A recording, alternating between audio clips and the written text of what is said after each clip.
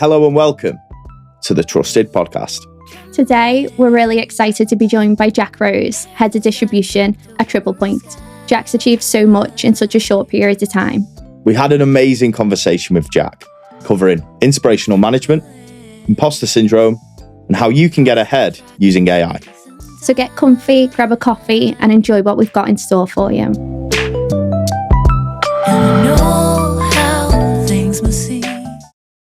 Jack, welcome to the Trusted Podcast. Thanks for having me. And you're in the Northwest, you're up in Warrington, Wilmslow, you're all over today with Lucy on meetings. Yeah, been taken around the town by Luce, yeah. Fantastic. You know Warrington really well, apparently. What I do really well is maybe an exaggeration. Perhaps for someone who's not from Warrington, I've got a relatively good knowledge of Bridge Street and what it has to offer you. Good friends up here, so spend a bit of time. Fantastic. Welcome to the Northwest. Thanks very much.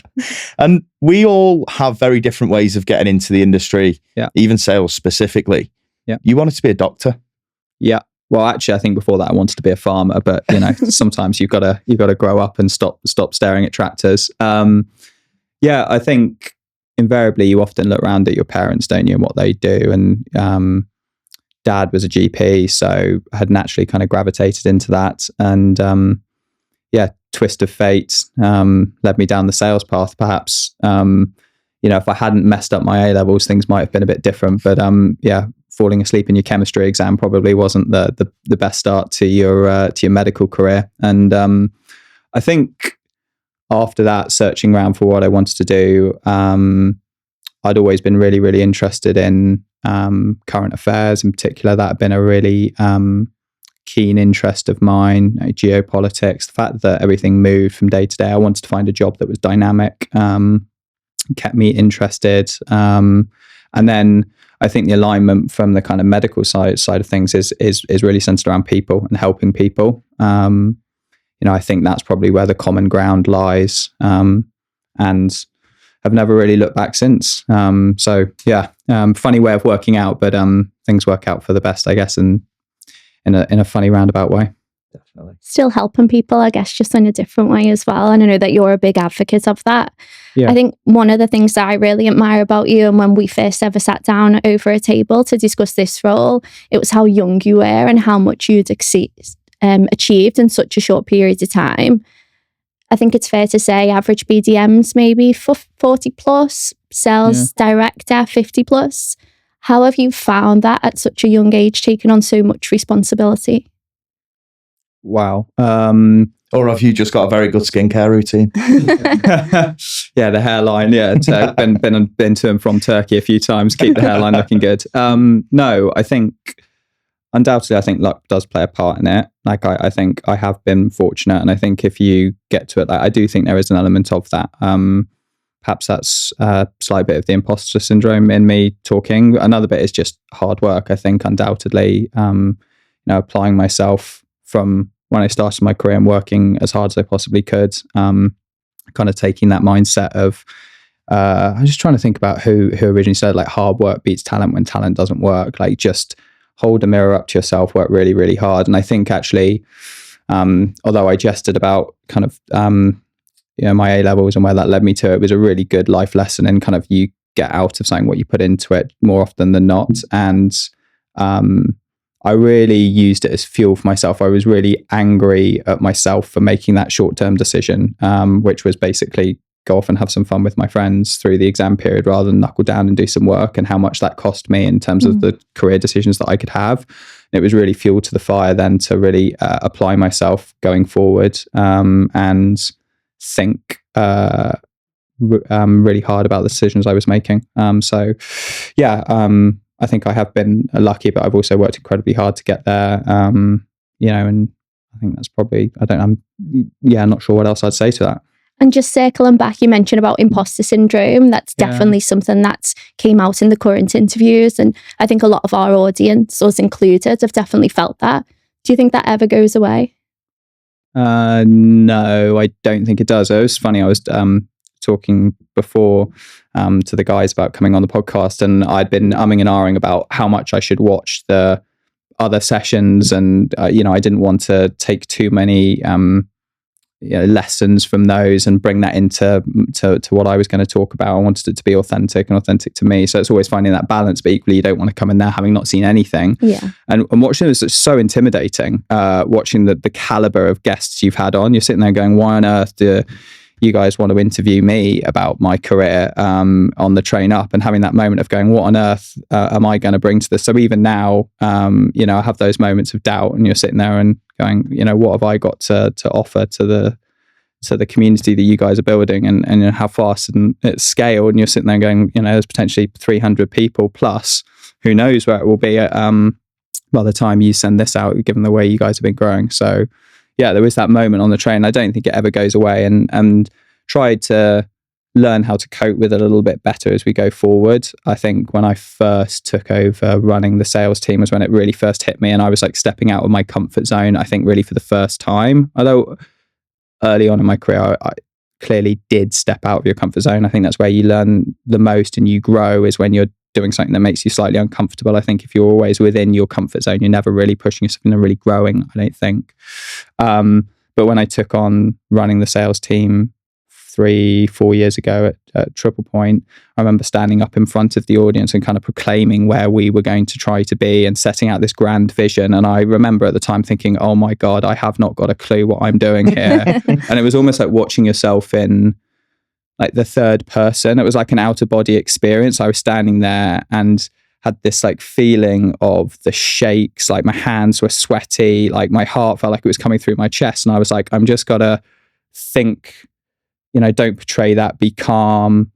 But it was this weird out of body experience where I was almost watching myself present to the team, and I was sitting there and thinking, they're going to see through this that I don't have a clue what I'm talking about. Fake it till you make it. Yeah. And and you just, I think I definitely overcompensated early doors for that by working harder and going, well, I'm just going to apply myself more. But there comes a point where you have to step back, reflect, look at it. And I think as time goes on, it gets easier. The more experience you build up, you learn how to cope with it. And actually, the more experience you've gained, you kind of have that inner confidence of I've been there, I've done that, I've been through that scenario. I know how to handle that. I just need to stop, think about it.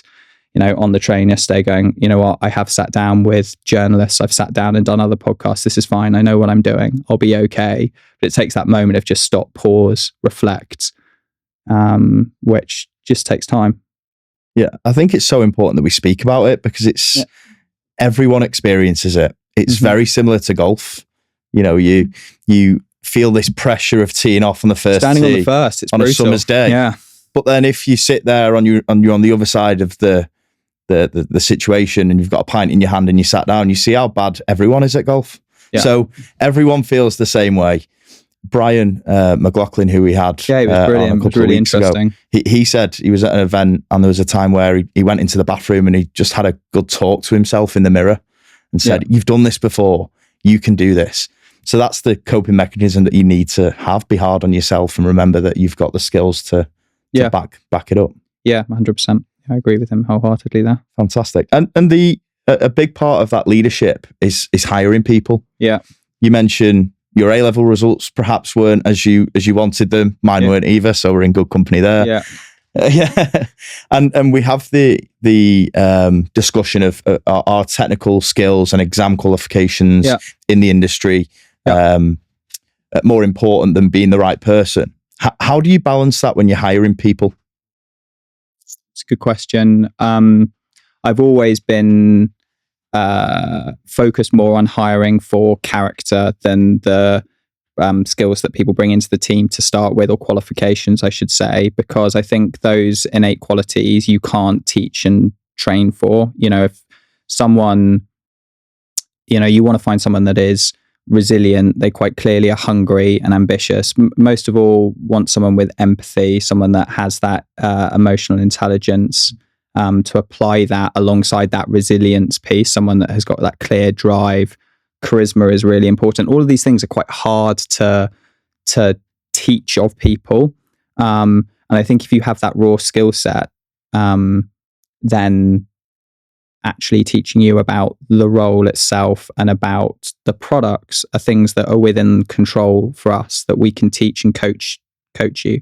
But I can't teach you to be hungry. I can't, teaching someone to listen is really, really difficult. Teaching someone to be able to spot body cues on a client or investor when they're out and talking to someone are really, really difficult facets to teach people. How do you teach someone to be likable? It's really, really hard. These are qualities that you have or you don't have. So that's why kind of focus on that element.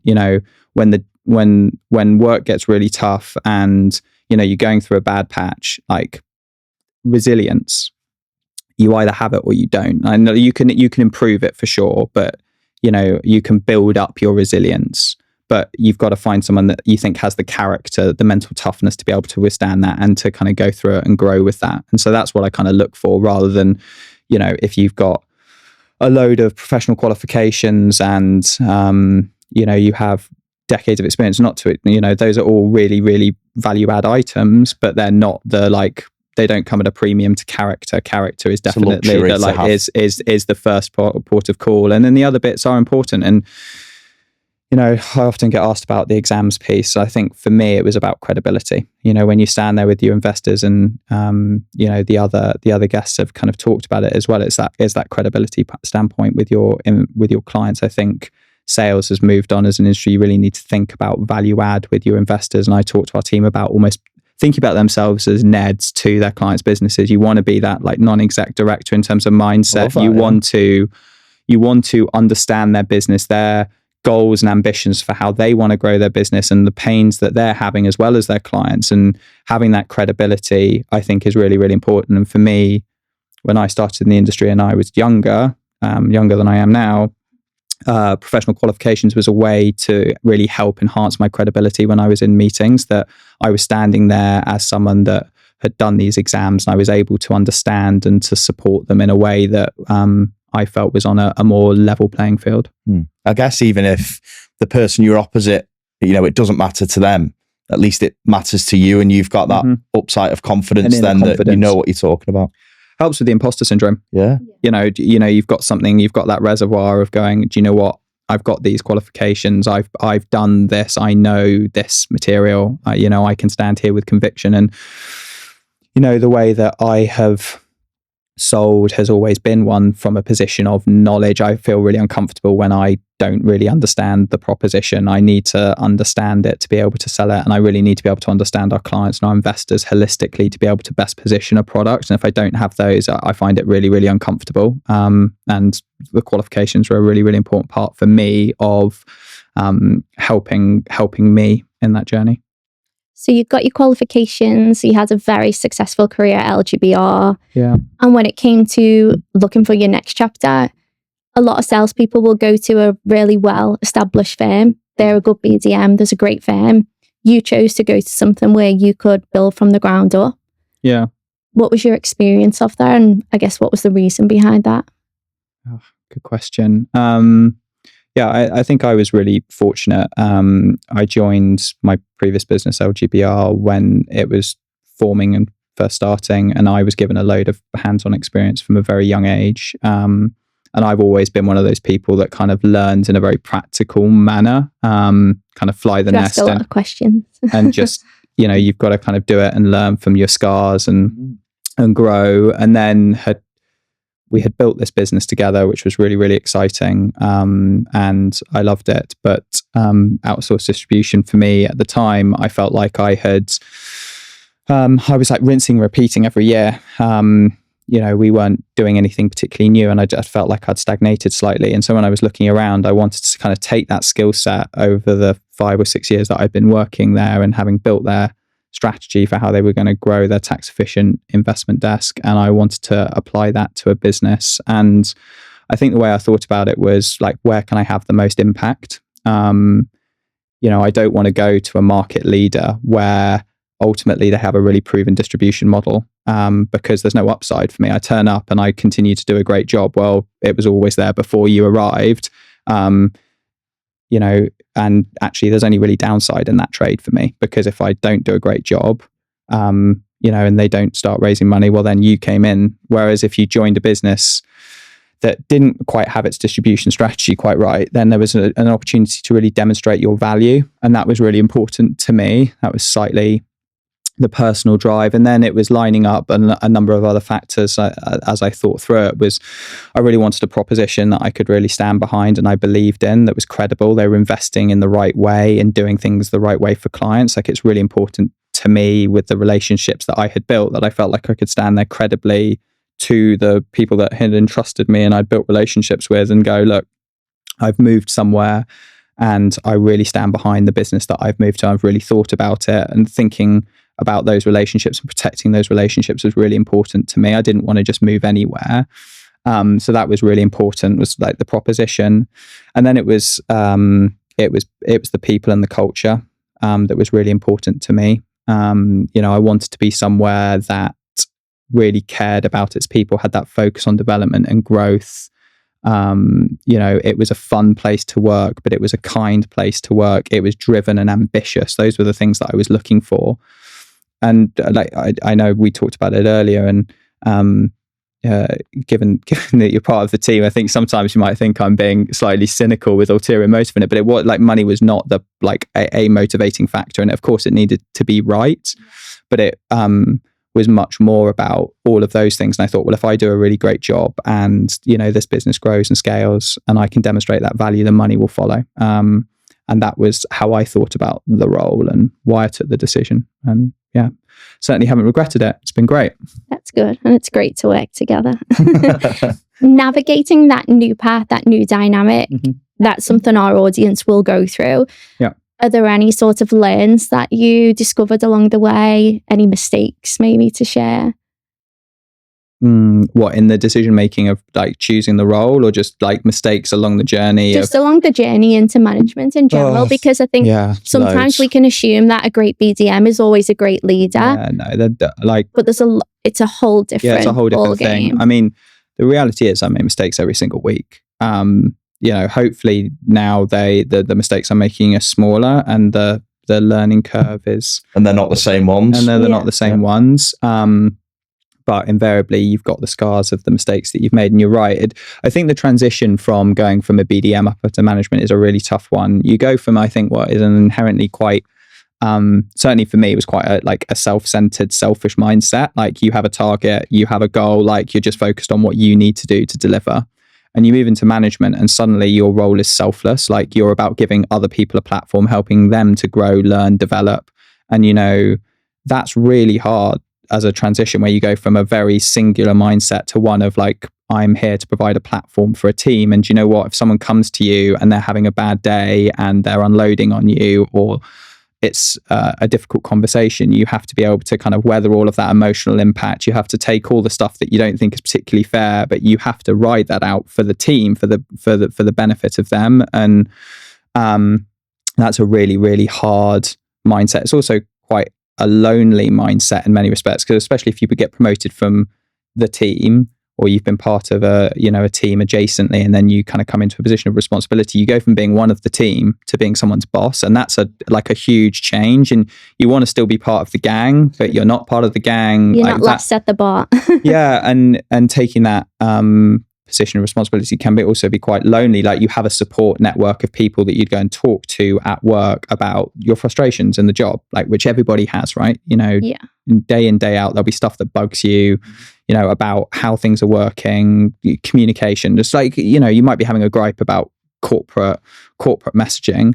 And suddenly, when you're in a position of management responsibility, your support network changes overnight, because the people you were previously talking to, you can't talk to about those kind of things anymore. So you have to re-find your support network to help you have those conversations. Have you, and do you have mentors, like whether it be internally at Triple Point or externally? Which of you there? I've got both. I've got external and internal. I'm really lucky. Triple Point has been amazing as a, and it's kind of why I was attracted to the business, and it's a kind of a part of the culture that I absolutely love, which is about improvement and development and supporting people in their journey, and kind of taking people. And I said to the team the whole time, as you'll be aware of, like, I want everyone to be better tomorrow than they are today, and really investing in that development of people. And work has definitely spent a lot of time investing in like leadership and management, because as you say, like, when you come up into the role of running a team, and as you take on more and more responsibility, ensuring that you train and develop for management, it's leadership perhaps is one that's slightly more organic and natural, but management is 100% something that you learn and develop to be a good manager. So you need to have that training and support. TriplePoint have been really good at it, at kind of helping me find external mentors and coaches that I lean into, and I found some myself. And then, an internal support network of across the senior leadership team who I can lean into to help me and guide me. So I think it's really interesting, your sort of management style. You thought back a few years ago when you said you were much younger. Mm-hmm. What do I want to do? How do I want to help people? You know, from your doctor roots, and your management style seems to perfectly fit what TriplePoint were after. Yeah, because like you say, there's different types of management. There are different, you might have a manager or a chief exec come in that's a specialist in a business being bought out. There's one that's a specialist in man management. I think the really interesting thing that you've done is you sort of worked backwards in a way. You've looked into the future and you've said, I want to make a real difference to my team members. Yeah. And your management style seems to fit that perfectly. And that's exactly what you'd like. How did you settle on that? If you think back at when you say you were much younger. I think my management style will vary depending on the individuals. I think I definitely have natural tendencies and biases to being what I would probably call as like democratic, it's like subservient type of leadership, where I want everyone to feel inclusive, like in the decision-making processes that we make. I want people to be informed about that, like knowledge around how and why we're doing something. I'll often say to the team, look, I am pointing the direction of this ship, but I am by no means the crew of this. This is all of us doing this together, and giving the team as much information and trying to support them, with that knowledge, and give them. I think when people understand the background to a decision and why we're doing something with the information, it's really empowering to the team. They feel bought into it rather than just being told something. But I do vary. You do vary your management style depending on who you're with. I think, like examples, you might have, a high performing BDM who's slow off the mark in a year, naming no names, last year. And that full well that internal competition with other people is the bit that fires them up. And so just providing a bit of a prod to them and going like, come on, you're bottom of the rankings, where's it going? Is going to spark a response. But another BDM might need a totally different response and an arm around them and a look after them. So you've got to understand people's individual characters to understand like how you adapt your management and leadership style to them. But my general theme is, it's taken from Sandhurst actually, which is to serve is to lead. Is create a platform that allows all of your team to do the best work that they can do. And it's the hardest bit of the journey, I think, for someone that loves to help people, has been learning to let go.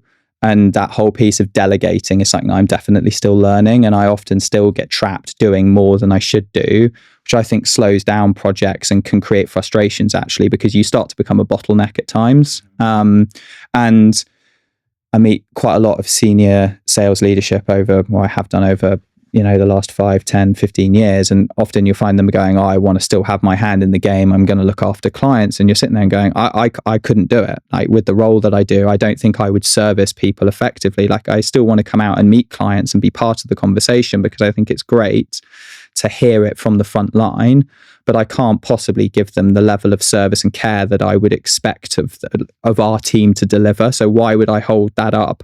That's something that I've realized and had to let go. But there's other things that I definitely still, I've got to improve on. But that's my general theme. Is I think to serve is to lead, as a starting point.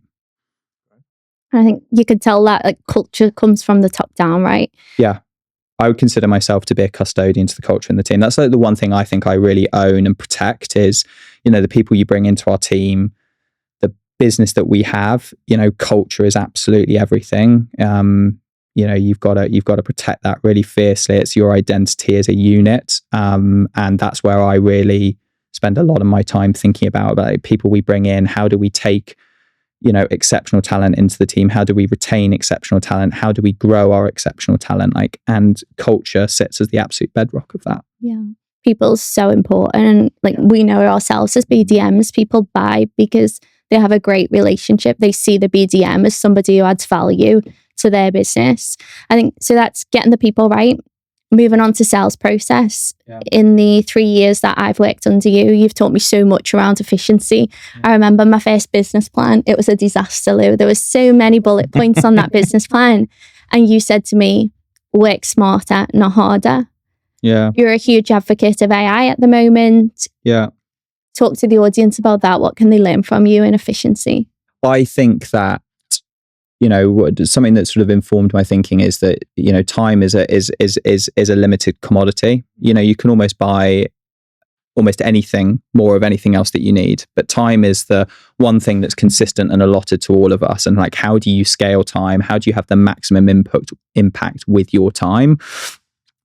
Is something that I've thought about all through my career. And, you know, when I started as an internal and then you go up to being, you know, I was like a hybrid field based, and then I went into strategic partnerships. And that was because I was sitting there and thinking, well, actually by doing this, you know, I'm impacting and influencing, you know, more people same time. Yeah. For the same amount of time. But there comes a point where your time is then capped out. You know, you could do 20, 30 meetings a week, you know, if you're lucky. I don't know how productive and effective it would be at the top end if you were doing that. Yeah. But like there will be a point where you cannot do physically any more meetings in the time that you are given. So like, how do you scale time? Like, how do you create efficiencies?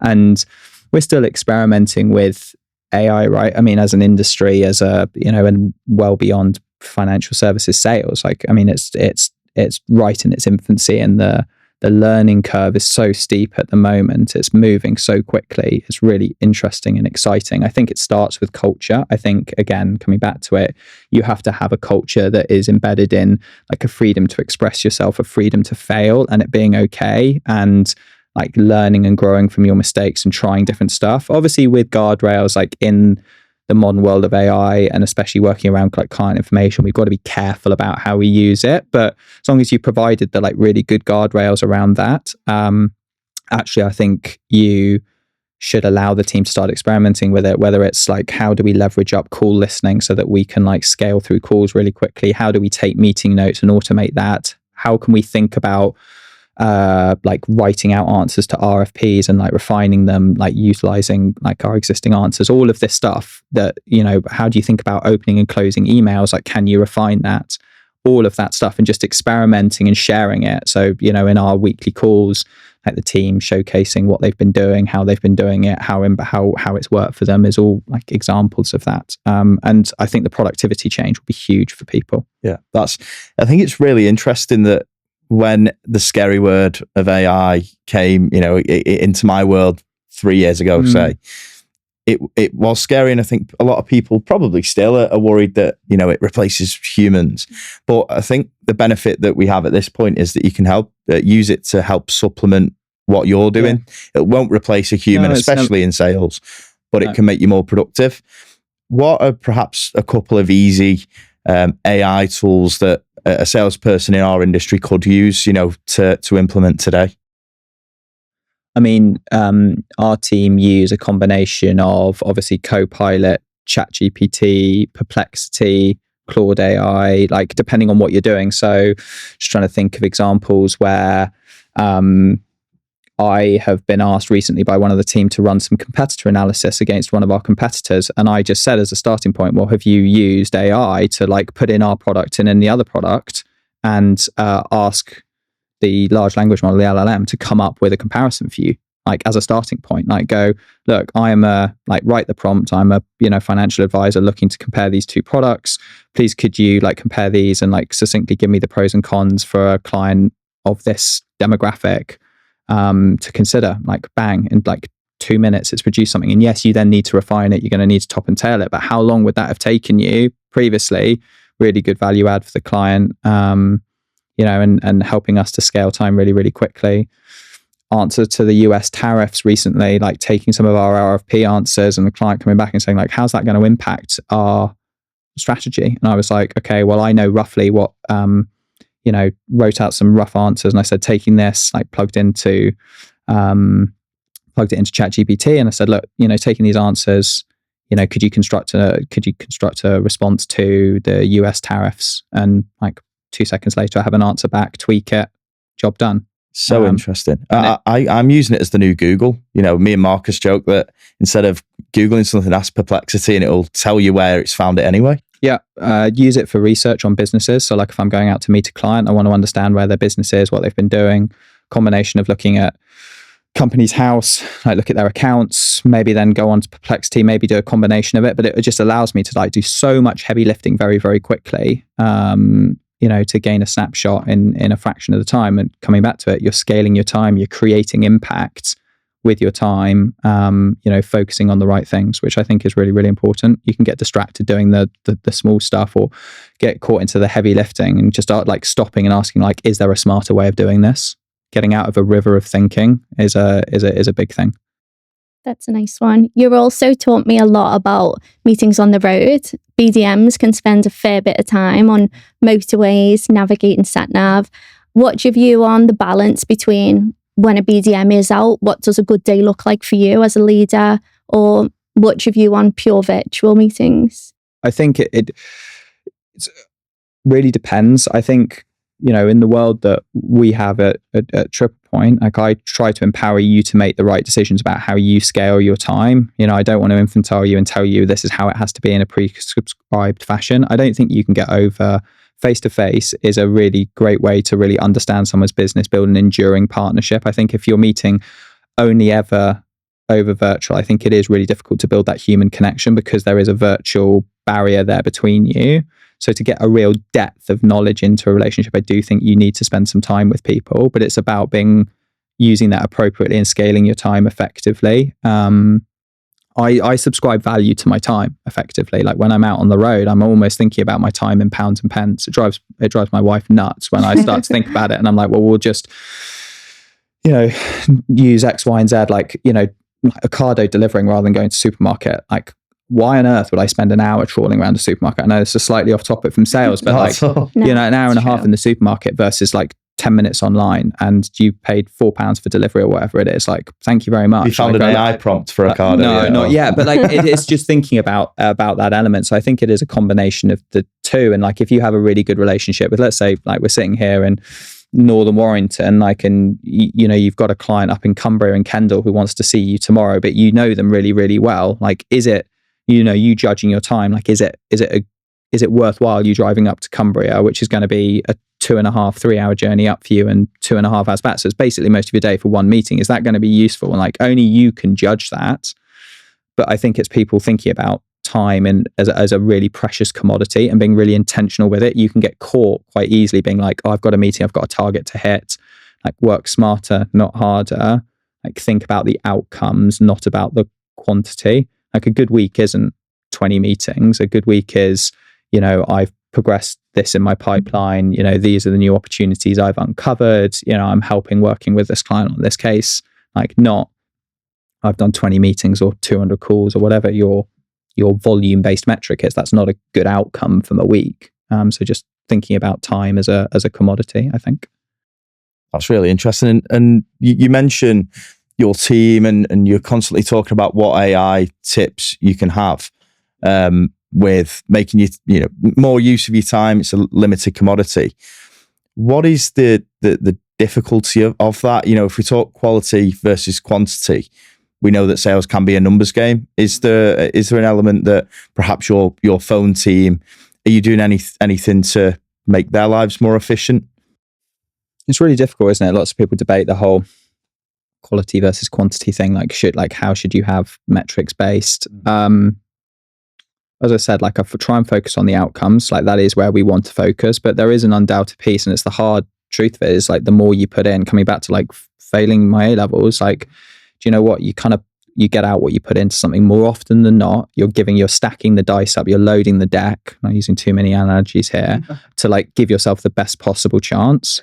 Now, if you do like 2 or 3 meetings a week versus someone that does 12 meetings a week, 15 meetings a week, they are statistically going to have a better chance of raising their numbers, like providing that their other inputs are in a good place. The way I think about it is kind of primary and secondary KPIs. Ultimately, the the most important thing is in our world in sales is raising money. So like that's you have a target at the beginning of the year. That's where we start. Like you're hitting the money. Well, we're gravy. And then you come back from there and you look at like opportunities created. Are you creating enough opportunities? If you're not hitting that first KPI, like have you created enough opportunities? Well, if you've created enough opportunities, but you've not hit the KPI, then perhaps there's a development point there, or there's something going on in the industry if it's something we're seeing across the board. So it allows us to drill into it.